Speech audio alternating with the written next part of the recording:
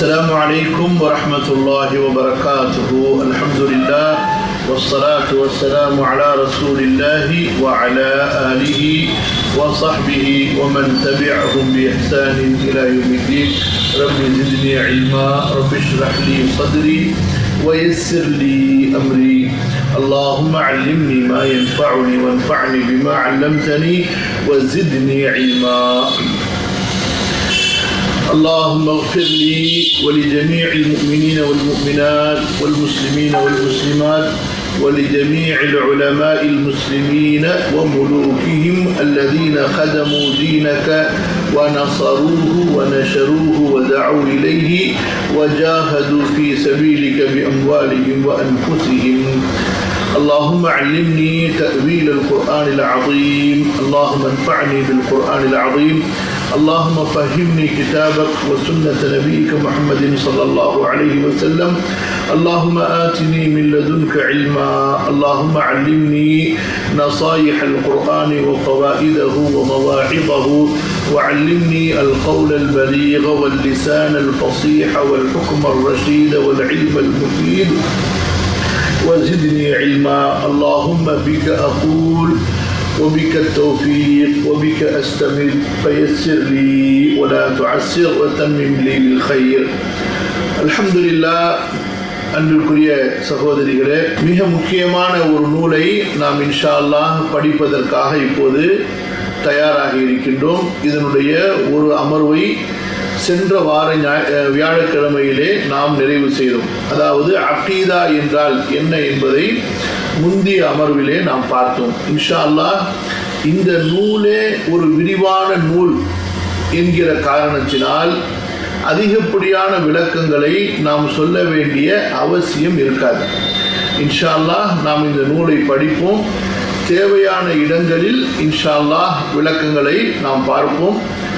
அதுபோன்று இந்த நூலில் விளக்கமாக சொல்லப்பட்டிருக்கக்கூடிய விஷயங்களை எந்த அளவுக்கு புரிவதற்கு முயற்சி செய்வோமோ அந்த அளவு நாம் இன்ஷா அல்லாஹ் புரிய முயற்சி செய்வோம். இன்று நாம் படிக்கக்கூடிய பாடத்தினுடைய தலைப்பு என்னவென்றால் தஅரீஃபு ஸலஃப், சலஃபுடைய வரை விலக்கணம். அதாவது சலஃப் என்றால் யார், சலஃப் என்று யாருக்கு சொல்லப்படுகிறது, சலஃப் என்று சொல்வதனுடைய நோக்கம் என்ன, இதுதான் நம்ம இன்ஷா அல்லாஹ் பார்க்க போறோம். கொஞ்சம் நல்லா கவனிங்க. இந்த கிதாபுடைய பெயர் என்ன? அல் வஜீஸு ஃபி அகீதத்தி ஸலஃபி ஸாலிஹ் அஹ்லி சுன்னத்தி வல் ஜமாஅத்தி. அல் வஜீஸ் என்றால் சுருக்கமாக்கப்பட்டது. ஃபி அகீதத்தி ஸலஃபி ஸாலிஹ், ஸலஃப் ஸாலிஹுடைய கொள்கைகளை பற்றி சுருக்கமாக்கப்பட்ட நூல், சுருக்கமாக்கப்பட்ட தொகுப்பு. ஸலஃபு ஸாலிஹ் யார்? அஹ்லு சுன்னா வல் ஜமாஅ. சரி, ஆகவே முதலாவதாக அகீதா என்றால் என்னவென்று நாம் தெரிந்து கொள்ள வேண்டும். அதுதான் அல்ஹம்துலில்லாஹ் இந்த நூலுடைய முதல் பாடத்தில் நம்ம பார்த்தோம். அகீதா என்றால் என்னவென்று மீண்டும் ஒரு தடவை சுருக்கமாக நம்ம பார்ப்போம்.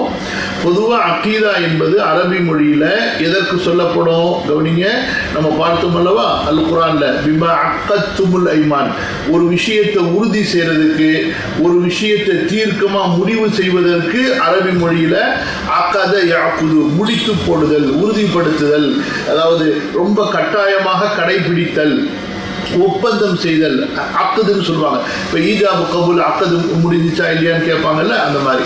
ஸோ இந்த மாதிரியான வார்த்தைகளுக்கு அரபி மொழியில் சொல்லப்பட்டது. அதிலிருந்து தான் இஸ்லாமிய கொள்கைகளுக்கு அகீதா என்ற வார்த்தை எடுக்கப்படுகிறது. எந்த அடிப்படையில் அப்படின்னா இங்கே பார்த்து பாருங்க. இஸ்லாமிய ஷரியத்தில் உள்ளம் எதை உண்மைப்படுத்த வேண்டுமோ, எதை நம்பிக்கை கொள்வதால் ஆன்மா அமைதி அடையுமோ, அதே போல எந்த ஒரு செய்திகளை சந்தேகம் இல்லாமல் உறுதியோட நம்ம குர்ஆன் ஹதீஸினுடைய ஆதாரங்களின் அடிப்படையில் நம்பிக்கை கொள்ள வேண்டுமோ, அந்த விஷயங்களை தான் இஸ்லாமிய ஷரியா வழக்கில் அகீதா என்று சொல்லப்படுகிறது.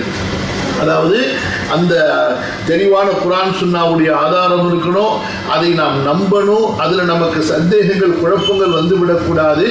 அந்த அடிப்படையில் எந்த விஷயங்களை நாம் நம்பிக்கை கொள்ள வேண்டுமோ உறுதியாக அந்த விஷயங்களுக்கு அகீதா என்று சொல்லப்படுகிறது. இதை நம்ம சுருக்கமாக பார்த்தோம். அதே போல இஸ்லாமிய வழக்கில் முந்தைய காலங்களில் இந்த அகீதா என்ற இந்த சொல்லுக்கு பதிலாக தௌஹீத் என்ற சொல் பயன்படுத்தப்பட்டிருந்தது, சுன்னா என்ற சொல் பயன்படுத்தப்பட்டிருந்தது, உசூலுத்தீன் என்ற சொல் பயன்படுத்தப்பட்டிருந்தது, அதுபோன்று அல் ஃபிக்ஹுல் அக்பர் என்ற சொல் பயன்படுத்தப்பட்டிருந்தது, அல் ஷரீஆ என்ற சொல் பயன்படுத்தப்பட்டிருந்தது, அல் ஈமான் என்ற சொல் பயன்படுத்தப்பட்டிருந்தது.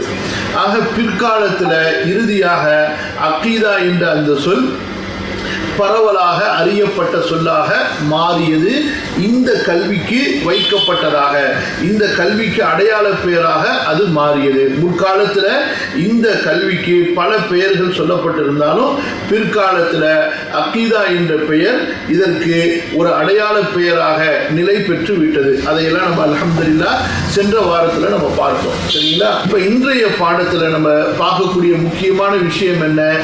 சலஃப் என்று நாம் யாரை சொல்கிறோம்? சலஃப் என்ற வார்த்தைக்கு அரபி மொழியில் என்ன அர்த்தம், அதுபோன்று இஸ்லாமிய வழக்கில் என்ன பொருள், அதுதான் நம்ம இன்ஷா அல்லாஹ் பார்க்க போகிறோம். கவனிங்க. தஅரீஃபு ஸலஃபி, சலஃப் உடைய வரை விலக்கணம். தஅரீஃப் என்பது அரபி வார்த்தை, அதனுடைய தமிழ் பொருள் தான் வரை விலக்கணம் என்று தமிழில் எதற்கு சொல்லப்படும் என்றால், அதாவது ஒரு துறையிலையும் அந்த கருத்தை தெளிவாக சொல்வதற்காக வைக்கப்பட்ட சுருக்கமான ஒரு சொற்றொடருக்கு வரை விலக்கணம் என்று சொல்லப்படும். புரியுதா? இப்போ உதாரணமாக அறிவியல் என்றால் என்ன, அதே போல வேதியியல் என்றால் என்ன, வரலாறு என்றால் என்ன, ஸோ இதெல்லாம் நம்ம நீண்ட ஒரு விளக்கத்தை கொண்டு சொல்கிறோம் அல்லவா, அதுக்கு பேர் தான் அந்த தாரீஃப் என்று சொல்லப்படும். அதை மொத்தத்தையும் சுருக்கமாக சுட்டி காட்டுவதற்கு தான் அந்த பெயர் சொல்லப்படும். இப்போ உதாரணமாக சலஃப்ங்கிறது ஒரு சுருக்கமான சொல்லு. அந்த சுருக்கமான சொல்லை கொண்டு என்ன நாடப்படுகிறது என்பதை அந்த தாரீஃபை நம்ம தெரிந்து கொண்டால்தான் நம்ம சலஃப் என்பதற்கான சரியான பொருளை தெரிந்து கொள்ள முடியும். இல்லைன்னா நம்ம கற்பனைக்கு தகுந்த மாதிரி புரிந்து கொண்டு போக வேண்டியதான். எப்படி உதாரணமா இன்றைக்கு சுன்னத் வல் ஜமாத் அப்படின்னு நம்ம பரவலாக கேள்விப்படுறோம். ஆனால் உண்மையிலேயே சுன்னத் என்பதற்கு என்ன பொருள், ஜமாஅத் என்பதற்கு என்ன பொருள் என்ற சுன்னாவுடைய தாரீஃபும் ஜமாத்துடைய தாரீஃபும் தெரிந்திருந்தால் இன்றைக்கு இந்த குழப்பம் ஏற்பட்டு இருக்குமா? மக்களுக்கு மத்தியில் குழப்பம் ஏற்பட்டு இருக்காது. அப்போ அதனுடைய தாரீஃப் அடிப்படை விளக்கம் வரை விளக்கணம் தெரியாததுனால தான் வழிகட்டு போன அனாச்சாரத்தில் போன மொத்தமாக தர்காவையே தங்களுடைய வழிபாட்டு தலமாக ஆக்கி கொண்ட மக்கள் எல்லாம் தங்களை சுன்னத் வல் ஜமாத் என்று சொல்லிக் கொண்டிருக்கிறார்கள். காரணம் என்ன? சுன்னத் வல் ஜமாத் என்றால் யார் என்று தெரியவில்லை, சுன்னத் என்றால் என்னவென்று தெரியவில்லை, ஜமாத் என்றால் என்னவென்று தெரியவில்லை. அதே போலதான் இன்றைய அடுத்த கட்டத்தில் இப்போ ரொம்ப பேர் தங்களை சலஃபு, நாங்கள் சலஃபிகள், சலஃபை பின்பற்றோம்னு சொல்லுவாங்க. அவங்களுக்கும் சலஃபு மன்ஹஜுக்கும் சலஃபுகளுடைய வழிகாட்டுதல்களுக்கும் அவங்களுடைய பாதைக்கு சம்பந்தமே இருக்காது. எப்படி தங்களை முஸ்லிம் என்று சொல்லிக்கொண்டு இஸ்லாமுக்கு சம்பந்தம் இல்லாமல் பலர் வாழ்கிறார்கள் அல்லவா? மது குடிப்பார்கள், விபச்சாரத்தில் ஈடுபடுவார்கள், சூது விளையாடுவார்கள், பொய் பேசுவார்கள், மோசடி செய்வார்கள், இன்னும் பல விதமான கொடூர குற்றங்களை செய்து கொண்டு, அது மட்டுமல்ல கொள்கையிலும் வழிகட்டு கொண்டு தங்களை முஸ்லிம்கள் என்று எப்படி நம்பிக்கொண்டிருக்கிறார்களோ அவர்களுக்கு இஸ்லாமுக்கும் எந்த விதமான சம்பந்தமும் இல்லை. அதே போலதான் இன்று அல்லாஹ் பாதுகாக்க வேண்டும். சலஃப் என்று தங்களை சொல்லிக் கொள்பவர்கள் எல்லாம் அல்லது சலஃபி என்று தங்களை சொல்லிக் கொள்பவர்கள் எல்லாம் உண்மையிலேயே சலஃபி என்றால் எதுவரை அவர்களுடைய சொல்களும் செயல்களும் ஆதாரத்தின் மீது உரசி பார்க்கப்பட்டு அந்த ஆதாரங்களோடு ஒத்து போகவில்லையோ அவர்கள் ஒருபோதும் சலஃபியாக ஆக முடியாது, சலஃபுகளை சேர்ந்தவர்களாக ஆக முடியாது. அல்லாஹ் நம்மை பாதுகாப்பானாக. ஆக இந்த நூலை நம்ம படிக்கக்கூடிய நோக்கம் இந்த இடத்துல நம்ம தெளிவுபடுத்திக் கொள்ள வேண்டும். இந்த நூலை படிப்பதின் மூலமாக உண்மையான சலஃபுகளை அறிந்து அந்த சலஃபுகளுடைய உண்மையான கொள்கைகளை, பாதையை அறிந்து அந்த பாதையில் என்னை நான் வழிநடத்தி அல்லாஹ்வுடைய பொருத்தத்தை பெறுவதற்காக ரசூலுல்லாஹி ஸல்லல்லாஹு அலைஹி வஸல்லம் அவர்களுடைய உண்மையான அந்த வழிமுறையிலே நான் செல்வதற்காக வேண்டி இந்த நூலை படிக்கின்றேன் என்ற அந்த சரியான நிய்யத்து நமக்கு இந்த இடத்துல நம்ம அவசியப்படுத்திக் கொள்ளணும் இன்ஷா அல்லாஹ். சரிங்களா? இப்போ நம்ம பாடத்துக்குள்ளார போவோம். தஅரீஃபு ஸலஃப், ஸலஃபுடைய வரை விளக்கணம். மொழி ரீதியாக ஸலஃபுடைய விளக்கம் நான் இன்ஷா அல்லாஹ் இடையில நிறைய நம்ம பொதுவாக அதிகமாக நம்ம மதரசா பிள்ளைங்களுக்காக வேண்டி தான் இந்த பாடம் நடத்துகிறோம். அதனால அஸ்தஅமில் அஸ்னா தர்சி அல் கலிமாத்தில் அரபியா, அரபி மொழியை அதிகமாக நான் பயன்படுத்துவேன். இப்போ மொழி ரீதியாக ஸலஃபுடைய விளக்கம்.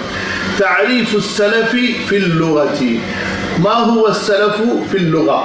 ஸலஃப் என்ற ஸலஃப என்ற இந்த ஸலஃப யஸ்லிஃபு, புரியுதா? அதிலிருந்து வரக்கூடியது ஸலஃபன் அல்லது சல்ஃபன். அந்த மாதிரி ஸலஃப் என்ற வினை சொல்லுக்கு கடந்து சென்றது மவா, ஹலா, இந்த மாதிரியான வார்த்தைகள் வரும், அதாவது பொருள்கள் வரும். ஸலஃப என்ற வினை சொல்லுக்கு கடந்து சென்றது, முடிந்து போனது, முன் சென்றது, முற்காலத்தில் நடந்தது போன்ற அர்த்தங்கள் உள்ளன. அப்ப ஸலஃப யஸ்லிஃபு, ஸலஃப என்று சொன்னால் என்ன அர்த்தம்? முற்காலத்தில் நடந்தது, நிகழ்ந்தது, அதே போல முடிந்து போனது, முன் சென்றது என்ற பொருள் அரபி மொழியிலே இதற்கு பயன்படுத்தப்படும். ஸோ அந்த அடிப்படையில் அந்த ஸலஃப் என்ற வினை சொல்லில் இருந்து பெறப்பட்ட பெயர் சொல்லுதான் ஸலஃப் என்ற வார்த்தை. அப்போ அந்த ஸலஃப் என்ற சொல்லுக்கு என்ன அர்த்தம்? முன் சென்றவர்கள், மூதாதையர்கள், முன்னோர்கள், முன்னோடிகள், நமக்கு முன்னாடி சென்ற நம்முடைய முன்னோடிகள், வழி நமக்கு அதாவது சமுதாய வழிகாட்டிகள், அதாவது முன் சென்றவர்கள் ரொம்ப பிரபலமாக இருப்பாங்கல்ல, அவர்களுக்கு சொல்லப்படும். ஸோ இந்த மாதிரி படிப்படியாக இதனுடைய அர்த்தங்கள் இருக்கும். அப்போ நம் காலத்தால் நமக்கு முந்தியவர்கள், நம்முடைய மூதாதையர்கள், நம்முடைய முன்னோர்கள், அதே போல் முற்காலத்தில் வாழ்ந்து நமக்கு வரலாற்றிலே பிரபலமாக அறியப்பட்டவர்கள், அவர்கள் தான் முன்னோடிகள். இப்படி பல அர்த்தங்கள் அரபி மொழியிலே மொழி ரீதியாக ஸலஃப் என்பதற்கு சொல்லப்படுகிறது. நான் படிக்கிறேன், கவனிங்க. மொழி ரீதியாக ஸலஃபுடைய விளக்கம். ஸலஃப என்ற வினை சொல்லுக்கு கடந்து சென்றது, முடிந்து போனது, முன் சென்றது போன்ற அர்த்தங்கள் உள்ளன. அதிலிருந்து வந்து பெயர் சொல்லுதான் ஸலஃப் என்பது. ஸலஃப் என்ற சொல்லுக்கு முன் சென்றவர்கள், மூதாதையர், முன்னோர், முன்னோடிகள் போன்ற அர்த்தங்களும் மொழியில் வழங்கப்படுகின்றன. இதற்கு குர்ஆனிலிருந்து ஏதாவது ஆதாரம் காட்ட முடியுமா? தாராளமா குர்ஆனிலிருந்து இதுக்கு ஆதாரம் காட்டலாம். 43வது அத்தியாயத்தினுடைய 56வது வசனத்தில் அல்லாஹ் தஆலா கூறுகிறான், ஃபஜஅல்நாஹும் ஸலஃபன் வமஸலன் லில்ஆகிரீன். ஃபஜஅல்நாஹும், ஆக நாம் ஆக்கினோம் அவர்களை, ஸலஃபன் முன்னோடிகளாக, வமஸலன் இன்னும் உதாரணமாக, படிப்பினையாக, லில் ஆகிரீன் மற்றவர்களுக்கு. அதாவது ஃபிரௌனுடைய கூட்டத்தார்கள் எல்லாம் அழிக்கப்பட்டார்கள் அல்லவா? அப்படிப்பட்ட அந்த கூட்டத்தார்களை அல்லாஹு தஆலா பின்னாடி வரக்கூடிய காஃபிர்களுக்கு ஒரு முன்னோடியாக, படிப்பினையாக, இந்த பாருங்க, நீங்களும் நிராகரித்தால் அவர்கள் எப்படி அழிக்கப்பட்டார்களோ, அவர்கள் எப்படி தண்டிக்கப்பட்டார்களோ, அப்படி நீங்களும் தண்டிக்கப்படுவீர்கள், அழிக்கப்படுவீர்கள். சரியா? ஆக இந்த வசனத்தில் ஸலஃப் என்பது முன் சென்றவர்கள், புரியுதா, முன்னோடிகள் என்ற பொருளில் பயன்படுத்தப்பட்டிருப்பதை பார்க்கிறோம். இந்த குர்ஆன் வசனத்தின்படி ஸலஃப் என்ற வார்த்தையின் மொழி ரீதியான பொருள் நமக்கு முன் வாழ்ந்த நம் பெற்றோர், உறவினர்கள், மூத்தவர்கள், முன்னோர் போன்றவர்களை குறிக்கிறது. இதனால்தான் முஸ்லிம் சமூகத்தில் முன்னோர்கள் அல்லது முன்னோடிகள் என்ற வார்த்தையின் மூலம் சஹாபாக்கள், தாபிஈன்கள், தபுஉ தாபிஈன்கள் ஆகியோர் மட்டும் கருதப்படுகின்றனர். அப்போ முஸ்லிம்களுக்கு முன்னோர் யாரு, முஸ்லிம்களுக்கு முன்னோடிகள் யார் என்று சொன்னால், யார் இந்த மார்க்கம், அதாவது அல்லாஹ்வின் புறத்திலிருந்து இறக்கப்பட்ட போது, அருளப்பட்ட போது இந்த மார்க்கத்தை பரப்பிய ரசூலுல்லாஹி ஸல்லல்லாஹு அலைஹி வஸல்லம் அவர்களுடைய காலத்தில் வாழ்ந்தார்களோ, பிறகு அவர்களுடைய காலத்தில் வாழ்ந்தவர்களிடம் கல்வி படித்தார்களோ, பிறகு அவர்களிடமிருந்து கல்வி படித்தார்களோ, அத்தகைய மூத்த முதல் 3 தலைமுறையை ஸலஃப் என்று சொல்லப்படுகிறது. கவனிங்க. ஆக ஸலஃப் என்று சொன்னா, அதாவது இப்னு தைமியாவையோ அல்லது முஹம்மது பின் அப்துல் வஹாபையோ அல்லது வேறு யாரையுமோ சொல்ல முடியாது. யாரை மட்டும்தான் ஸலஃப் என்று சொல்ல முடியும்? சஹாபாக்கள், அத்தாபிஊன் வத்தபஉத் தாபிஈன். சஹாபாக்களை சொல்லப்படும், அதாவது ரசூல் ஸல்லல்லாஹு அலைஹி வஸல்லம் அவர்களோடு சஹாபாக்களை ரசூலுல்லாஹ்விடமிருந்து பிரிக்க முடியாது, பிரிக்கக்கூடாது. அதே போல ரசூலுல்லாஹி ஸல்லல்லாஹு அலைஹி வஸல்லம் அவர்களையும் சஹாபாக்களிலிருந்து பிரிக்கக்கூடாது. சஹாபாக்களின் மாணவர்களாகிய அத்தாபிஊன். இரண்டாவது, அந்த தாபிஈன்களிடத்தில் கல்வி படித்த தபா அவர்களுடைய மாணவர்கள், இவர்களை தபஉத் தாபிஈன் என்று சொல்லப்படும். இந்த 3 தலைமுறை இவர்களை தான் முஸ்லிம்களுடைய சலஃப், அதாவது முஸ்லிம்களுடைய முன்னோடிகள் என்று சொல்லப்படும். சரிங்களா? சரி, அப்படி என்றால் இப்னு தைமியா ரஹிமஹுல்லாஹ் அவங்களுக்கோ முஹம்மது பின் அப்துல் வஹாப் அவங்களுக்கோ அல்லது எனக்கோ உங்களுக்கோ எப்படி சொல்லப்படும்? சலஃபியும், அதாவது சலஃபை பின்பற்றக்கூடியவர், சலஃபை சேர்ந்தவர் என்று சொல்லப்படுமே தவிர சலஃப் என்று நமக்கு சொல்லக்கூடாது. நமக்கு எப்படி சொல்லணும்?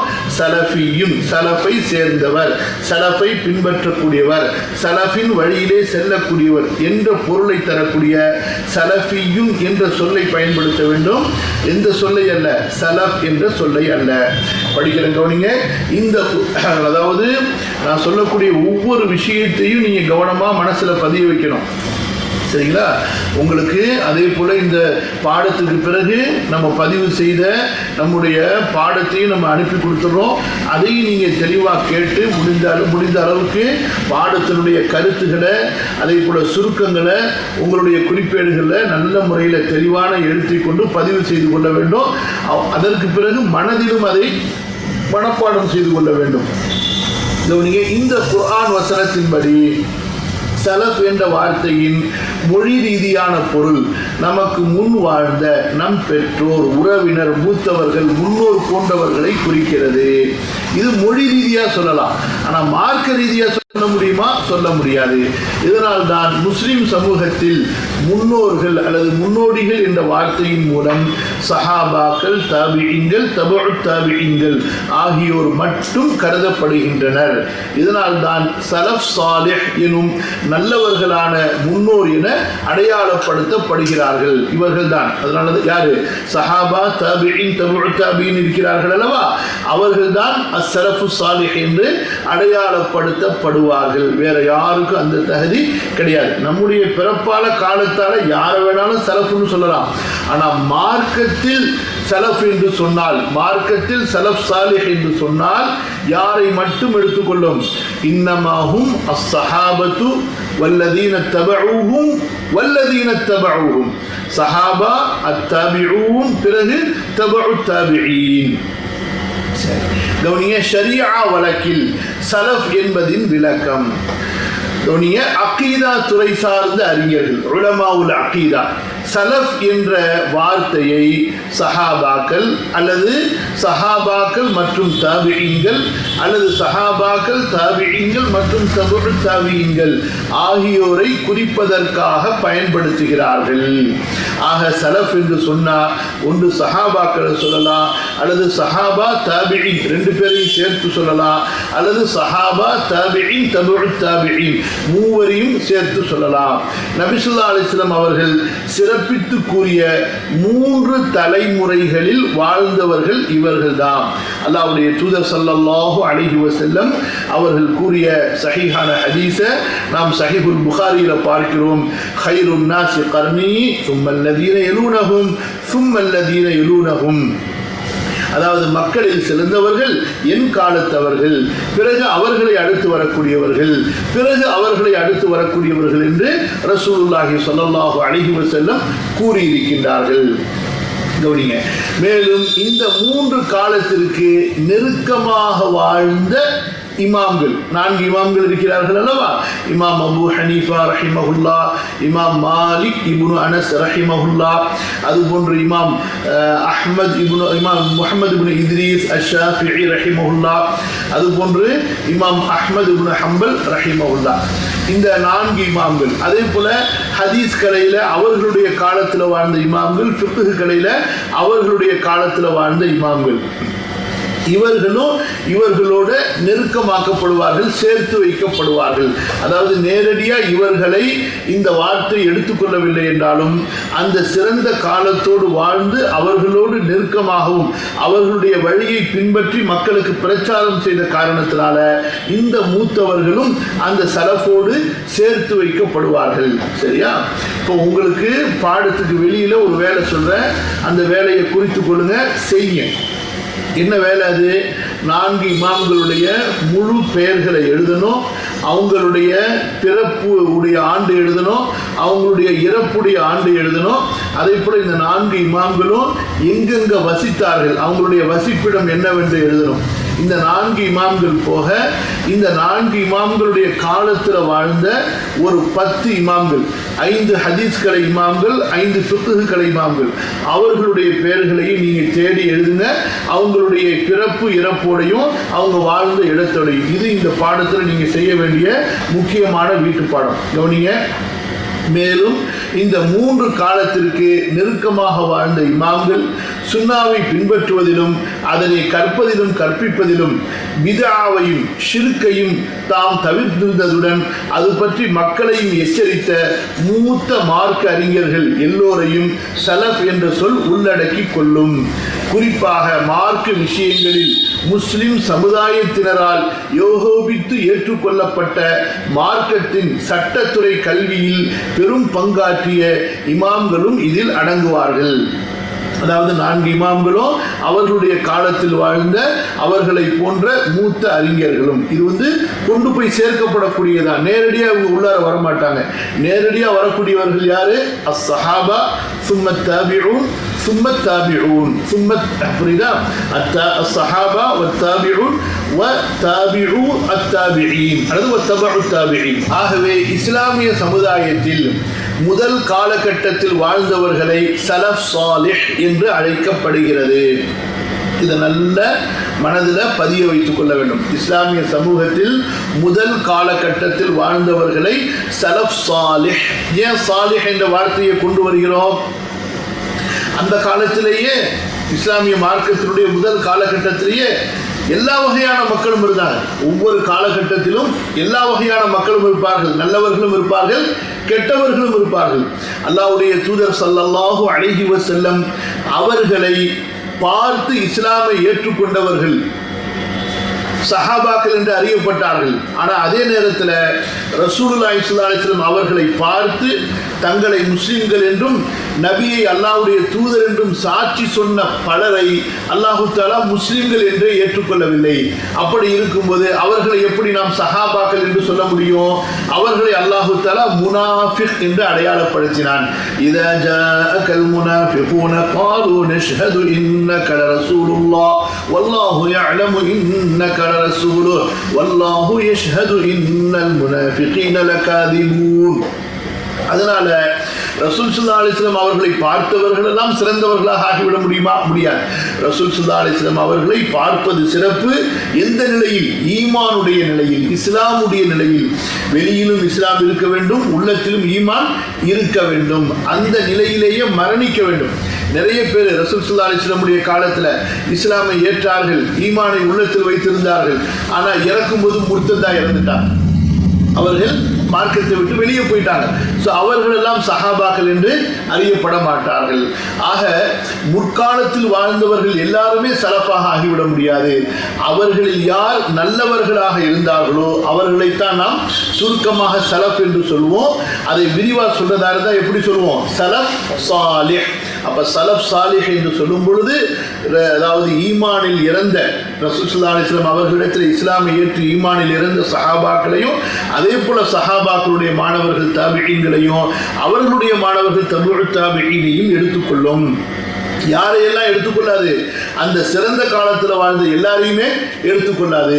அபூ ஜஹலும் அந்த காலத்தில் இருந்தான், அபூ லஹபும் அந்த காலத்தில் இருந்தான், இன்னும் பல காஃபிர்கள் அந்த காலத்தில் இருந்தாங்க. அதே போல சஹாபாக்களுடைய காலமும் தாபிஈன்களுடைய காலமும் ஒன்று சேரும் பொழுது கல்வியில வழிகட்டவர்களும் அங்கே இருந்தார்கள். ஷியாக்கள் இருந்தார்கள், கதரியா இருந்தார்கள், ஜபரியா இருந்தார்கள், முஅத்தஸிலா இருந்தார்கள், ஹாரிஜி இருந்தார்கள். அப்ப காலத்தால் மட்டுமே ஒருவர் நல்லவர் என்று சொல்லிவிட முடியுமா?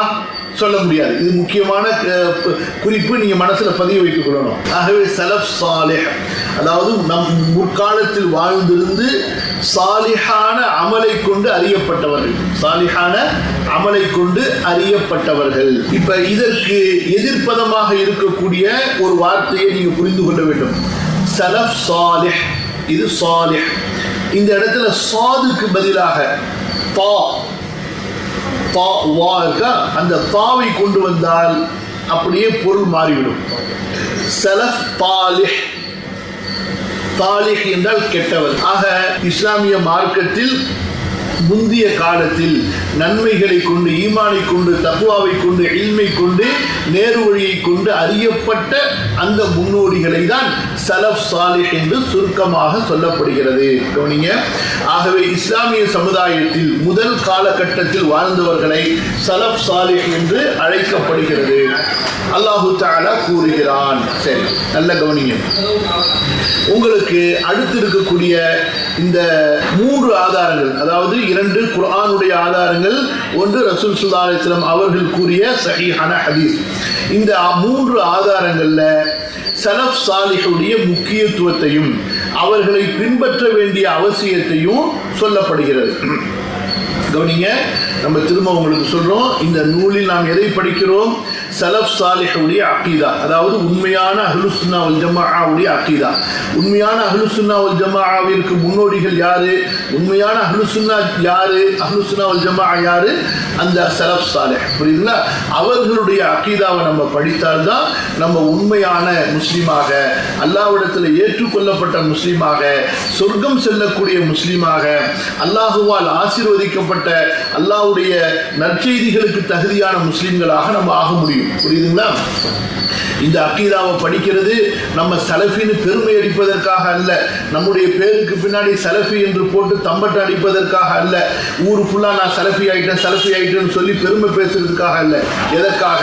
இந்த இல்மை தெரிந்து, இதை மதித்து, இதனுடைய கண்ணியத்தை புரிந்து, இதன்படி என்னுடைய வாழ்க்கையை மாற்றி, என்னுடைய கொள்கையை மாற்ற வேண்டும், என்னுடைய அமல்களை மாற்ற வேண்டும், என்னுடைய வணக்க வழிபாடுகளை மாற்ற வேண்டும். எதற்கு ஏற்ப? இந்த முன்னோர்கள் சென்ற நேரான பாதைக்கு ஏற்ப. அப்படிப்பட்ட ஒரு நல்ல மாற்றத்தை எனக்குள் கொண்டு வந்து அதன் மூலமாக நான் அல்லாஹ்வுடைய பொருத்தத்தை அடைய விரும்புகிறேன். இதன் பக்கம் நான் மக்களை அழைப்பேன். அதற்காக வேண்டி படிக்கிறோம். புரியுதுங்களா? நான் சலஃப் மன்ஹஜை படிச்சுட்டேன், அக்கீதாவை படிச்சுட்டேன், நான் தான் உண்மையான முஸ்லீமு, நீலாம் காஃபிரு, நீலாம் முர்த்தது, நீலாம் முஷ்ரிக்கு, நீலாம் வழிகட்டு போனவன், நீங்கள்லாம் மொத்தமாக நரகத்துக்கு போறவங்கடா, நான் மட்டும்தான் சொர்க்கத்துக்கு போறேன் என்று சொல்லி பெருமை பேசுவதற்காக, பீத்துவதற்காக, தம்பட்டம் அடிப்பதற்காக அல்ல. அப்படி செய்பவர் எப்படி சலஃப் மன்ஹஜுக்குள்ளார வந்தாரோ அதே போல அதை விட்டு அவர் வெளியே போயிடுவார். அல்லாஹ் பாதுகாக்கணும். புரியுதுங்களா? பெருமை பேசுறதுக்கு இங்க நமக்கு எதுவுமே கிடையாது. எல்லாமே அல்லாஹ்வுடைய அருளும் அல்லாஹ்வுடைய கருணையும் மட்டும்தான். குல் பி ஃபத்லில்லாஹி வ பி ரஹ்மத்திஹி, அல்லாஹ்வுடைய அருள் தான் எல்லாமே. புரியுதா? நம்ம இதை படிக்கிறோம். எப்படி இஸ்லாமோ அப்படிதான். வமன் அஹ்ஸனு மினல்லாஹி கௌலன் மிம்மன் தஆ இலல்லாஹி வ அமில சாலிஹன் வ கால இன்னனி மினல் முஸ்லிமீன். நம்ம முஸ்லிமா இருக்கிறோம்னு பெருமை அடிப்பதற்காக வேண்டிய இஸ்லாம் அல்லாஹ் நமக்கு கொடுத்திருக்கிறான் இல்ல. இந்த இஸ்லாமை கொண்டு அமல் செய்து பிற மக்களை இஸ்லாமின் பக்கம் அழைப்பதற்காக அல்லாஹ் தஆலா நமக்கு இந்த மார்க்கத்தை கொடுத்திருக்கிறான். அதே போலதான் இந்த மார்க்கத்தினுடைய உண்மையான வழிமுறையாகிய இந்த மன்ஹஜு சலஃப் என்பதும். இதை நீங்க நான் திரும்ப திரும்ப பயான்ல கிளாஸ்ல உங்களுக்கு சொல்லிக்கொண்டே இருப்பேன். காரணம் என்னவென்று சொன்னால், இன்று பலர் குழம்பி இருக்கிறார்கள், குழப்பி கொண்டிருக்கிறார்கள். புரியுதா? அதனால ரொம்ப கவனமா இருக்கணும். நடுநிலை தவறிவிடக் கூடாது. யார் மீதும் எல்லை மீறி நாம் பேசிவிடக் கூடாது. மார்க்கத்தினுடைய அதிகாரத்தை நம்முடைய கையில எடுத்துக்கொண்டு நீ சரியில்லை, நீ வழிகேட, நீ சலஃபி இல்லை, நான் தான் யோக்கியன், இவரெல்லாம் யோக்கியம் கிடையாது, இப்படிப்பட்ட வார்த்தைகள் எல்லாம் நம்முடைய நாவிலிருந்து வந்துவிடக் கூடாது. அல்லாஹு தஆலாவை அதிருப்திப்படுத்திவிடும். அல்லாஹ் நம்மை பாதுகாப்பானாக. சரி, ஆக இந்த இடத்துல முக்கியமான ஒரு 3 ஆதாரங்களை இமாம் அவர்கள் சொல்கிறார்கள். எதற்காக வேண்டி இந்த 3 ஆதாரங்களை இமாம் அவர்கள் சொல்கிறார்கள்? ஏன் நம்ம சலஃப் சாலிஹுடைய அகீதாவை தேர்ந்தெடுக்க வேண்டும்? நம்ம சலஃப் சாலிஹுடைய அகீதாவை ஏன் தேர்ந்தெடுக்க வேண்டும்? அதுக்குதான் 3 ஆதாரங்களை இமாம் அவர்கள் சொல்கிறார்கள். முதலாவது ஆதாரம் என்ன? சூரா அன்-நிசா 4வது அத்தியாயத்தினுடைய 115வது வசனம். இன்ஷா அல்லாஹ் மனப்பாடம் செய்துவிட வேண்டும். இந்த கிதாபில் வரக்கூடிய குர்ஆன் வசனங்கள், ஹதீஸுகள் எல்லாமே குறிப்பா மதரசாவுடைய மாணவிகளாக படிக்கக்கூடிய நம்முடைய மாணவிகள் கண்டிப்பா இதில் வரக்கூடிய எல்லா வசனங்களையும் ஹதீஸுகளையும் தரவா, அதாவது சூராவுடைய பெயரோடையும் அந்த வசனத்தினுடைய எண்ணோடையும் சேர்த்து மனப்பாடம் பண்ணிவிட வேண்டும், சரியான உச்சரிப்போட. சரிங்களா? ஒரு 5 பாடம் நடத்தின உடனே நான் கேட்பேன், யாரெல்லாம் சரியான உச்சரிப்போட இதில் சொல்லப்பட்ட வசனங்களையும் ஹதீஸுகளையும் ஒப்புவித்தீர்களோ அவங்கள நம்ம வகுப்புல தொடர்றதுக்கு அனுமதி கொடுப்போம். யாரு மனப்பாடம் பண்ணலையோ அவங்கள நம்ம வகுப்புல இருந்து எடுத்துருவோம். சரியா? எடுத்துட்டு இது பொதுவாக மற்றவங்களுக்கு பயான் கிளாஸாக வச்சுருவோம். உங்களை திரும்ப சேர்க்க மாட்டோம். எது வரைக்கும் நீங்கள் படித்து மனப்பாடம் சொல்றீங்களோ அது வரைக்கும். சரி, இப்போ கவனிங்க. அப்போ சலஃபு மன்ஹஜை, சலஃபு சாலிஹை நாம் பின்பற்ற வேண்டும். அப்படி பின்பற்றுவது தான் உண்மையான குர்ஆன் சுன்னாவுடைய வழிமுறை. குர்ஆன் சுன்னாவை தான் நம்ம பின்பற்றோம். புரியுதுங்களா? எப்படி பின்பற்றுகிறோம்? இந்த சலஃப் சாலிஹ் சென்ற வழியிலே நம்ம குர்ஆன் சுன்னாவைத்தான் பின்பற்றுகிறோமா என்பதை உறுதிப்படுத்துவதற்கான அங்கீகாரம் தான் யாரு? சலஃப் சாலிஹ். நம்ம சரியான பாதையில தான் போயிட்டு இருக்கிறோமா? இப்போ எப்படி உதாரணமா ஒரு சைன் போர்டு வச்சிருக்கு, இது உதாரணமா மெட்ராஸுக்கு போகுதுன்னு சொல்லிட்டு, அப்போ நம்ம என்ன செய்யறோம்? அந்த பாதையில் போறவங்கள்ட்ட ஒரு தடவை நம்ம ஊர்ஜிதம் பண்றோம், இது நீங்க எங்க போயிட்டு இருக்கீங்க? மெட்ராஸ் தான் போயிட்டு இருக்கீங்களா? இந்த பாதை மெட்ராஸுக்கு தான் போதா? அப்போ நமக்கு முன்னாடி ஒரு 10 பேர் 20 பேர் அந்த பாதையில் போயிட்டு இருக்காங்க, அவங்களும் மெட்ராஸ் தான் போறாங்கன்னு சொன்னா ஓகே, அல்ஹம்துலில்லாஹ், இந்த பாதை மெட்ராஸுக்கு தான் போகுது, நம்ம கரெக்டாக தான் புரிஞ்சிருக்கோம்னு அர்த்தம். இப்போ அதே மாதிரி ஒரு சின்ன உதாரணம் இது. இப்போ குர்ஆன் சுன்னால சொர்க்கத்துடைய பாதை என்று நான் புரிந்தது, அது சரியான புரிதல் தானா என்பதை உறுதி செய்வதற்காகத்தான் இந்த மாதிரி புரிந்தவர்கள் யாரு, அவர் யார் ஏற்றுக்கொள்ளப்பட்டவர்கள் அல்லாஹ்விடத்துல? அப்ப சஹாபாக்கள் அல்லாஹ்விடத்துல ஏற்றுக்கொள்ளப்பட்டவர்கள், சஹாபாக்களுடைய மாணவர்கள் அல்லாஹ்விடத்துல ஏற்றுக்கொள்ளப்பட்டவர்கள். அப்ப அவர்களும் இந்த பாதையில தான் போயிருக்காங்கன்னா அல்ஹம்துலில்லாஹ், நமக்கு ஒரு திருப்தி ஆகிவிட்டது. அப்ப இதுதான் குர்ஆனுடைய பாதை, இதுதான் சுன்னாவுடைய பாதை என்று. புரியுதுங்களா? அப்ப நம்ம போகக்கூடிய பாதை சரியான பாதையில தான் நம்ம போய் கொண்டிருக்கிறோம். இந்த பாதை இடையில அருந்து விடக்கூடிய பாதையோ அல்லது கோணலாகி பல பிரிவுகளாக பிரிந்து விடக்கூடிய பாதையோ இல்லை என்பதை நாம் உறுதி செய்து கொள்கிறோம். இந்த வசனம் ரொம்ப ரொம்ப முக்கியமான வசனம். 4வது அத்தியாயத்தினுடைய 115வது வசனம். இது இஸ்லாமிய கல்வியில பல துறைகள்ல பல நோக்கங்களுக்காக வேண்டி இந்த வசனத்தை ஆதாரமாக கொண்டு வரப்படும். அதனால இந்த ஒரு இடத்துல இந்த வசனத்தை நீங்கள் மனப்பாடம் செய்து கொண்டால் இஸ்லாமிய கல்வித்துறையில பல கல்விகள்ல பல பாடங்கள்ல உங்களுக்கு கண்டிப்பா மிக பயனுள்ளதாக இருக்கும். கவனிங்க, அந்த வசனத்தை ஒரு தடவை ஓதுறேன், தெளிவா கவனிங்க. பிஸ்மில்லாஹிர் ரஹ்மானிர் ரஹீம்.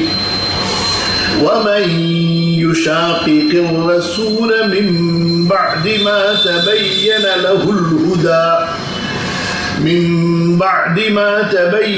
لَهُ الْهُدَى وَيَتَّبِعْ غَيْرَ سَبِيلِ الْمُؤْمِنِينَ نُوَلِّهِ مَا تَوَلَّى وَنُصْلِهِ جَهَنَّمَ وَسَاءَتْ مَصِيرًا. நான் முதல்ல ஒரு வார்த்தைக்கு உண்டான பொருள் சொல்றேன். வமன் யார், யுஷாகிக் ஷாக யுஷாகு, அதுல இந்த மன் என்ற இஸ்மு ஷர்த், புரியுதுங்களா, பயன்படுத்தப்பட்டிருக்கு. அதனால அங்க ஜஸ்மு செய்வாங்க. அப்படி ஜஸ்மு செய்யும் பொழுது ஷாக்க யுஷாக்கு, அந்த முதாஃபான எழுத்து, கடைசி எழுத்து சத்து செய்யப்பட்ட எழுத்தை வமை யுஷாக்கிர் ரசூல, அங்க சத்த பிரிக்காமல் ஓதலாம், சத்த பிரிச்சு வமை யுஷாக்கிட் என்று ஓதலாம். இந்த இடத்துல கிராத் நம்ம ஓதுற கிராத்துல சத்து பிரிச்சு இருக்கு. குர்ஆன்ல வேற இடங்கள்ல சத்து பிரிக்காமலும் வந்திருக்கிறது. கவனிங்க, யுஷாக் என்று சொன்னா ஷக்கன்னு சொன்னா பிளப்பதுன்னு அர்த்தம். அதுலேருந்து ஷாக்கன்னு சொன்னால் ஒருத்தரோடு ஒருத்தர் பிளவு கொள்வது, அவரோட பிளவுபட்டு போயிட்டாரு. இப்போ ஒரு கட்சியில் இருக்கிறாங்க, பிளவுபட்டு போய் இன்னொரு கட்சியை ஓப்பன் பண்ணுறாங்கல்ல. ஸோ இந்த கருத்து தான் இந்த இடத்துல. அதாவது ரசூலோடு இருந்து விட்டு ரசூலுக்கு முரணாக சென்று வேறு ஒரு பாதையில் செல்பவர், ரசூலை விட்டு பிரியக்கூடியவர். அர் ரசூல தூதர், இந்த இடத்துல அலிஃப்லாம் பயன்படுத்தப்பட்டிருக்கு. குறிப்பிட்டு யாரை சொல்வதற்காக? ரசூலுல்லாஹ் ஸல்லல்லாஹு அலைஹி வஸல்லம் அவர்களை சொல்வதற்காக. மின் பஅதி, பிறகு, மா தபையன, இந்த இடத்துல மா என்பது நஃபியுடைய மா அல்ல, மா மஸ்தரியா. மின் பஅதி மா தபையன, தபையன என்றால் தெளிவடைந்தது, லஹு அவருக்கு, அல் ஹுதா நேர்வழி. சரி, அப்ப திரும்ப அர்த்தம் கொண்டு வாங்க. வமன் யார் யுஷாக்கிக்கு ரசூல, ரசூலுக்கு முரணாக செல்வாரோ, எதற்கு பிறகு? மின் பஅதி மா தபையன, தெளிவானதற்கு பிறகு. யாருக்கு தெளிவாகி விட்டது? லஹு அவருக்கு, அந்த பிரிந்து போறவருக்கு. எது தெளிவானது? அல்ஹுதா நேர்வழி. அப்ப தனக்கு நேர்வழி தெளிவாகி விட்டதற்கு பிறகு ரசூலுக்கு முரணாக யார் செல்வாரோ, இது அங்க அத்துஃப் வைக்கிறோம், இங்க யுஷாக்கிக்ல. அதனால யுஷாக்கிக் என்பது எப்படி மஜ்சூமா இருக்குமோ அதே போல இதுவும் மஜ்சூமாக இருக்கும். வயத்தபி, இன்னும் பின்பற்றுவாரோ. யாரை பின்பற்றுகின்றார்? கைர சபீல் முஃமினீன், மூமின்களுடைய பாதை அல்லாத பாதையை பின்பற்றுகின்றார். சரி, அப்ப இந்த குர்ஆன் இறக்கப்பட்ட போது மூமின்கள் என்று அறியப்பட்ட கூட்டம் யாரு? ரசூலுல்லாஹி ஸல்லல்லாஹு அலைஹி வஸல்லம் அவர்களும் சஹாபாக்களும். அவர்களைத்தான் அல்லாஹு தஆலா அல் குர்ஆன்ல மூமின்கள் என்று அடையாளப்படுத்துகிறான். அதனால இந்த இடத்துல பாருங்க, ரசூல் அல்லாஹ் சொல்லிட்டா, ரசூலுக்கு பிறகு மூமின்கள் என்று அல்லாஹ் கொண்டு வரான். எப்படி கொண்டு வரல? யாரு ரசூலுக்கு முரண்பட்டு ரசூலுடைய பாதை அல்லாத பாதையை பின்பற்றுகிறாரோ என்று அல்லாஹ் சொல்லல. எப்படி அல்லாஹ் தஆலா சொல்கிறான்? யார் ரசூலுக்கு முரண்பட்டு மூமின்களுடைய பாதை அல்லாத பாதையை பின்பற்றுகிறாரோ. அப்ப இந்த இடத்துல அல்லாஹ் தஆலா ரசூலுல்லாஹ் ஸல்லல்லாஹு அலைஹி வஸல்லம் அவர்களோடு சஹாபாக்களையும் இந்த மார்க்கத்தில் உள்ளே கொண்டு வந்து விடுகின்றான். அப்ப எப்படி இந்த மார்க்கத்தில் ரசூல் ஸல்லல்லாஹு அலைஹி வஸல்லம் ஒரு அடையாளமோ, ரசூல் ஸல்லல்லாஹு அலைஹி வஸல்லம் ஒரு ஆதாரமோ, அந்த ஆதாரத்தை நாம் அணுகுவதற்கு சஹாபாக்கள் ஆதாரமாக இருக்கிறார்கள். புரியுதா? ஆக யார் மூமின்களுடைய பாதை அல்லாத பாதையை பின்பற்றுவாரோ அவருடைய நிலைமை என்ன? அல்லாஹ் சொல்கிறான், நுவல்லிஹி, நுவல்லி, வல்லா யுவல்லி, அது நுவல்லிஹின்னு இருக்கும். இது ஜவாபா வர்றதுனால ஜஸ்முக்காக வேண்டி யா போக்கப்பட்டு விட்டது. நுவல்லிஹி, நுவல்லிஹின்னு இருக்கும், யா போக்கப்பட்டு விட்டது, நுவல்லிஹி. அவரை நாம் திருப்பி விடுவோம். யார் அப்படி போறாங்களோ அவங்களை திருப்பி விடுவோம். எங்க திருப்புவோம்? மாத்தவல்லா, அவர் எங்கே திரும்பினாரோ, எதன் பக்கம் சென்றாரோ அதன் பக்கமே அவரை திரும்பி விடுவோம். அப்ப ரசூலுக்கு முரண்பட்டு போனாரா, மூமின்களுடைய பாதை அல்லாத ஒரு பாதையில போனாரா, அப்ப அந்த பாதையிலே அவர் போச்சு. அப்ப அல்லாஹ்விடத்துல ஏற்றுக்கொள்ளப்பட்ட அங்கீகரிக்கப்பட்ட சொர்க்கத்துடைய பாதை யாருடைய பாதை? ரசூலும் சஹாபாக்களும் சென்ற பாதை. அவர் அதுக்கு முரணா போறாரு. அப்ப ரெண்டு பாதை தான் இருக்கு, ஒன்று சொர்க்கத்துடைய பாதை, இன்னொன்று நரகத்துடைய பாதை. அப்ப சொர்க்கத்துடைய பாதை அல்லாத பாதையில போறாரு, அதுதான் அல்லாஹ் அப்படி சொல்றான். அந்த பாதையிலேயே நாம் திருப்பி விடுவோம் என்று சொன்னால் என்ன அர்த்தம்? அவரை நரகத்துடைய பாதையிலேயே நாம் அப்படியே தள்ளி விடுவோம். அதனாலதான் அடுத்து அல்லாஹ் தஆலா அதை தெளிவா உடைத்து சொல்கிறான், வனுஸ்லிஹி, அவரை நாம் எரிப்போம், நுழைவிப்போம். அஸ்லா யுஸ்லி என்பதற்கு ரெண்டு அர்த்தம். நெருப்புல நுழைக்கிறதுக்கு தான் அஸ்லான்னு சொல்லுவாங்க. வெறுசா பொதுவாக ஒரு வீட்டுக்குள்ளார ஒரு கடைக்குள்ளார நுழைக்கிறதுக்கு அதுக்கலை இதுகிலுன்னு சொல்லுவாங்க. நெருப்புக்குள்ளார தள்ளுறோம் பாருங்க, அதுக்கு தான் அரபி மொழியில அஸ்லா யுஸ்லின்னு சொல்லுவாங்க. வனுஸ்லிஹி, அவரை நாம் நுழைத்து விடுவோம். எங்க நுழைப்போம்? எந்த நெருப்புல? ஜஹன்னம், நரகத்தினுடைய ஜஹன்னமுடைய நெருப்பிலே அவரை நாம் நுழைத்து விடுவோம்.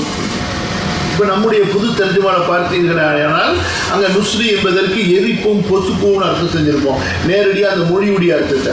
சரி, அப்போ அல்லாஹ் சுப்ஹானஹு வ தஆலா சொல்றா, யார் ரசூலுடைய பாதையில் போகாம மூமின்களுடைய பாதையை பின்பற்றாம ரசூலுக்கு முரண்பட்டார்களோ அவர்களை எந்த பக்கம் அவங்க போறாங்களோ அந்த பக்கமே போயிடுவோம். அப்ப நேர்வழி என்பது ஒன்று, வழிகேடு என்பது பல. அப்ப நேரு வழியை பின்பற்றாம யார் வழிகேட்டில் போறாங்களோ அந்த வழிகேட்டிலேயே அவரை திருப்பி விடுவோம், நரகத்தில் அவரை நாம் பொசுக்கி விடுவோம், நுழைத்து நரகத்தில் எரித்து விடுவோம். வசாஅத் மசீரா, நரகம் மீளும் இடங்களில் செல்லும் இடங்களில் அது மிக கெட்ட செல்லுமிடமாக இருக்கிறது. ஆக இந்த வசனத்தில் ரொம்ப தெளிவாக நாம் புரிந்து கொள்ளலாம். இந்த மார்க்கத்தில் கண்டிப்பாக சலஃபுகளை முன்வைத்து தான் நம்ம நடக்கணும். அப்படி நடந்தாதான் நம்ம சரியான பாதையில் நடக்கிறோமா என்பதை உறுதி செய்ய முடியும். அப்ப சலஃபுகள் என்பவர்கள் யாரு? இந்த குர்ஆன் இறக்கப்பட்ட காலத்தில் யார் அறியப்பட்டார்களோ, அதாவது அவர்களிடத்திலிருந்து யார் கல்வியை குழப்பம் இல்லாமல் படித்தார்களோ, பிறகு அவர்களிடமிருந்து யார் கல்வியை பிரிவில்லாமல் படித்தார்களோ அவர்களை தான் நம்ம சலஃப் என்று அடையாளப்படுத்துவோம். யாரெல்லாம் ஈவன் அதாவது நபி ஸல்லல்லாஹு அலைஹி வஸல்லம் காலத்துக்கு பிறகு சஹாபாக்கள் காலத்தில் வாழ்ந்திருந்தாலும் சஹாபாக்களுடைய ஜமாத்தை விட்டு வெளியே போயிட்டாங்களோ, சஹாபாக்களுடைய மாணவர்களாகிய தாபிஈனுடைய அந்த ஜமாத்திலிருந்து வெளியே போயிட்டாங்களோ, அவங்கள விட்டு பிரிந்து விட்டார்களோ, அதே போல தபுஉ தாபிஈனுடைய ஜமாத்தை விட்டு வெளியே போயிட்டார்களோ, தங்களுக்கென்று இந்த சஹாபா தாபிஈன் தபுஉ தாபிஈன்களிடத்தில் இல்லாத கொள்கைகளை உருவாக்கி கொண்டார்களோ, அவர்களை எல்லாம் நம்ம எங்க கொண்டு வர மாட்டோம், நாம் பின்பற்றுவதற்குரிய சலஃப் சாலிஹ் என்ற அந்த வரையறைக்குள் கொண்டு வர மாட்டோம். அல்லாஹ் பாதுகாக்கணும். புரியுதா? நல்ல கவனமாக கேளுங்க. இரண்டாவது வசனம் எதற்கு? சலஃபு சாலிஹுடைய கொள்கை தான் ஏற்றுக்கொள்ளப்பட்ட கொள்கை, அந்த கொள்கையை நம்ம பின்பற்ற வேண்டும் என்பதற்கு இரண்டாவது ஆதாரம் அல்லாஹு தஆலா கூறுகின்றான். கவனிங்க. والسابقون الأولون من المهاجرين والأنصار والذين اتبعوهم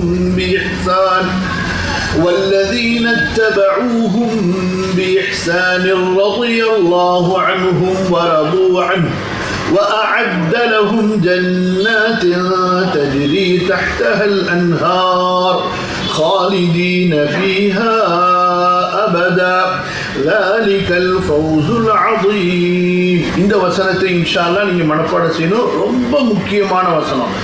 சூரத்து தௌபா 9வது அத்தியாயத்தினுடைய 100வது வசனம். வஸ்ஸாபிகூன், முந்தியவர்கள். சபக யஸ்பிகு, ரொம்ப அதாவது ஆல் ஃபர்ஸ்ட், அவங்களுக்கு தான் சாபிக், ஆல் ஃபர்ஸ்ட், எல்லாத்தை விட முதல்ல வந்தவங்க. அல்-அவ்வலூன், முதலாமவர்கள். இப்போ ரெண்டு தன்மையை அல்லாஹ் சொல்றான். அதாவது கியாம நாள் வரைக்கும் வரக்கூடிய முஸ்லிம்களிலேயே எல்லாருக்கும் முந்தி வந்தவர்கள். புரியுதா? அந்த முந்தி வந்தவர்கள்ல ஃபர்ஸ்டா இருக்கிறவங்க. சுப்ஹானல்லாஹி ரப்பில் ஆலமீன். இப்போ எப்படி அல்லாஹ் கொண்டு போயிட்டான் பாருங்க. யார் அவங்க? மினல் முஹாஜிரீன், ஹிஜ்ரத் செய்தவர்கள், மக்காலிருந்து மதீனாவுக்கு ஹிஜ்ரத் செய்து வந்தவர்கள். அடுத்து வல் அன்சார், அந்த ஹிஜ்ரத் செய்து வந்தவர்களுக்கு ஆதரவு கொடுத்த அன்சாரிகள். ரெண்டு கூட்டம். அவங்க நல்லா விளக்குறாங்க. அந்த மின் என்பது விளக்கத்திற்காக வேண்டி சொல்லப்பட்ட வார்த்தை, மின் லில் பயான் என்று சொல்வாங்க. அடுத்தது வல்லதீன தபஊஹும், இவர்களை பின்பற்றியவர்கள், பி இஹ்சானின், நன்மையை கொண்டு, நல்லதை கொண்டு. அப்ப இந்த சஹாபாக்கள் தாபீன்கள் இடத்துல மனிதர்கள் என்ற அடிப்படையில் ஏதாவது தவறு நடந்திருந்தா அவங்களுடைய உலக விஷயங்கள்லையோ அவங்களுடைய தனிப்பட்ட குணாதிசயங்கள்லையோ அது நம்ம பின்பற்றுவதற்காக எடுத்துக்கொள்ளப்படாது. எதை எடுத்துக்கொள்வோம்? மார்க்க சம்பந்தப்பட்ட வழிகாட்டுதல்களை எடுத்துக்கொள்ளும். அப்ப நல்ல விஷயங்களில் இவர்களை பின்பற்றியவர்கள். சரி, அவர்களுக்கெல்லாம் என்ன வெகுமதி? ரலியல்லாஹு, அல்லாஹ் பொருந்தி கொள்வான், அன்ஹும், இவர்களை, வரது அன்ஹு, அவர்களும் அல்லாஹ்வை பொருந்தி கொள்வார்கள். வஅஅத்த, ஏற்பாடு செய்து விட்டான், தயாரித்து விட்டான், லஹும், அவர்களுக்கு, ஜன்னாத்தின், சொர்க்கங்களை, தஜ்ரி தஹ்தஹல் அன்ஹாரு, அந்த சொர்க்கங்களுக்கு கீழே, அந்த தோட்டங்களுக்கு கீழே நதிகள் ஓடிக்கொண்டே இருக்கும். அப்படிலாம் சொர்க்கத்துடைய அந்த தரை இருக்குதே, சுப்ஹானல்லாஹ், கீழே என்னென்ன இருக்குன்னு எல்லாம் தெரியும். இப்போ நம்ம பூமியை பார்த்தோம்னா கீழே என்ன இருக்குன்னு தெரியுமா? பாம்பு இருக்கா, முள்ளு இருக்கான்னு ஒன்றும் தெரியாது. மிதிச்சதுக்கு பிறகுதான் கண்ணி வெடியில் சிக்கி காலு போனவுடனே ஓஹோ இங்கே வெடியை வச்சிருக்காங்கன்னு தெரியும். அங்கே அப்படி கிடையாது. சொர்க்கத்தில் அப்படியே கஸ்தூரியினால் அந்த மண் இருக்கும். அந்த மண் இருக்குது அப்படியே கண்ணாடி வெள்ளி மாதிரி அப்படியே மின்னிக்கிட்டே இருக்கும். கீழே உள்ளதெல்லாம் தெரியும். நம்ம போய்கிட்டே இருப்போம். அந்த நதி அப்படியே நம்மளை சுற்றி வந்துக்கிட்டே இருக்க முடியும். இப்படி நீங்கள் போகிற இடத்துலலாம் அந்த நதி அப்படியே ஓடி வந்துக்கிட்டே ஓடிக்கிட்டே இருக்கும். நீங்க அந்த நதியிலேருந்து தண்ணி குடிக்கணும்னு சொல்லி அந்த நதியை சுட்டி காட்டி அப்படியே மேலே வா அப்படின்னு சொன்னா அந்த தண்ணி அப்படியே தேனாறு மேலே வந்துடும். அப்புறம் தேனாறு குடிச்சிட்டு அப்புறமா பால் ஆறு குடிக்கணும்னு சொல்லிட்டு அடுத்த பக்கம் கையை காட்டினீங்கன்னா அந்த பால் ஆறு அப்படியே மேலே வந்துடும். அப்படியே குடிச்சுட்டே இருக்க வேண்டியதான். இதை குடிக்கணும், அதை குடிக்கணும், அதை குடிக்கணும், சாப்பிடணும், ஒண்ணுமே கிடையாது. அந்த வேலையே கிடையாது. புரியுதுங்களா? அதுக்கு இங்கே வேலை பார்க்கணும். இங்கே அமல் செஞ்சுட்டு போனால் அங்கே ராகத்து. இங்கே மவனை சுற்றி ஊரை சுற்றிக்கிட்டு விளையாண்டுக்கிட்டு கிடந்த அங்கே அவ்வளோதான். அல்லாஹ் பாதுகாக்கணும். அதுக்கு வேற இடம் இருக்குது. அல்லாஹ் நம்மளை பாதுகாப்பானா.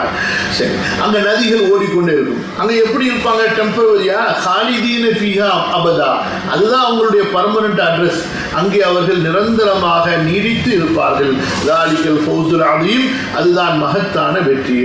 ஆக இந்த வசனத்திலையும் தெளிவாக அல்லாஹ் சொல்லிட்டா முஹாஜிர்கள் அன்சாரிகள், அதாவது சஹாபாக்கள் தான் இந்த மார்க்கத்தில் அளவுகோலாக எடுத்துக்கொள்ளப்பட்டு முன்மாதிரியாக எடுத்துக்கொள்ளப்பட்டு பின்பற்ற தகுந்தவர்கள். அதற்கு அடுத்து வல்லதீன தபஅஹும். இந்த வல்லதீன தபஅஹும் என்பதை நம்ம பின்னாடி வரக்கூடிய அந்த ஹதீஸை வச்சுதான் அந்த 3 காலத்தோட முடிவு செய்யறோம். ஏன்னா பிற்காலங்களில் குழப்பங்களும் பிரச்சனைகளும் அதிகமாகிவிட்டன. நப்சுகள் பலருக்கு பலவிதமான மன இச்சைகளை, குழப்பமான கருத்துக்களை அலங்கரித்து விட்டன. அதனால பிற்காலத்தில் தோன்றிய எந்த கருத்துக்களையுமே நம்ம ஆதாரமாக எடுத்துக்கொள்ள மாட்டோம். கவனிங்க, நபி ஸல்லல்லாஹு அலைஹி வஸல்லம் கூறினார்கள், அன் அப்துல்லாஹி அனிபிரி வெறும் அப்துல்லா என்று சொல்லப்பட்டா அது அப்துல்லா இப்னு மஸ்ஊத் எடுத்துக்கொள்ளலாம். அன் நபி ஸல்லல்லாஹு அலைஹி வஸல்லம் قال خير الناس قرني ثم الذين يلونهم ثم الذين يلونهم. இந்த ஹதீஸ் சஹீஹுல் புகாரியில 6429. கவனிங்க, மக்களில் சிறந்தவர்கள் எனது காலத்தவர்கள், எனது தலைமுறையினர், பிறகு அவர்களை அடுத்து வரக்கூடியவர்கள், பிறகு அவர்களை அடுத்து வரக்கூடியவர்கள். படிக்கிற கவனிங்க, நபி ஸல்லல்லாஹு அலைஹி வஸல்லம் அவர்கள், அவர்களின் தோழர்கள் மற்றும் நன்மையில் அவர்களை பின்பற்றியவர்கள் இந்த சமுதாயத்தின் சலஃப் ஆவார்கள். மேலும் நபி அவர்களும் தோழர்களும் அவர்களை பின்பற்றியவர்களும் எதன் பக்கம் அழைத்தார்களோ அதன் பக்கம் அழைப்பவர்கள் அனைவரும் சலஃபுடைய வழிமுறையில் உள்ளவர்கள். சரியா? அப்ப ரசூல் ஸல்லல்லாஹு அலைஹி வஸல்லம் சஹாபாக்கள் எதன் பக்கம் அழைத்தாங்களோ அதன் பக்கம் யாரெல்லாம் அழைக்கிறாங்களோ அவங்க தான் சலஃபு மன்ஹஜில் பயணிக்கக்கூடியவர்கள். புரியுதா?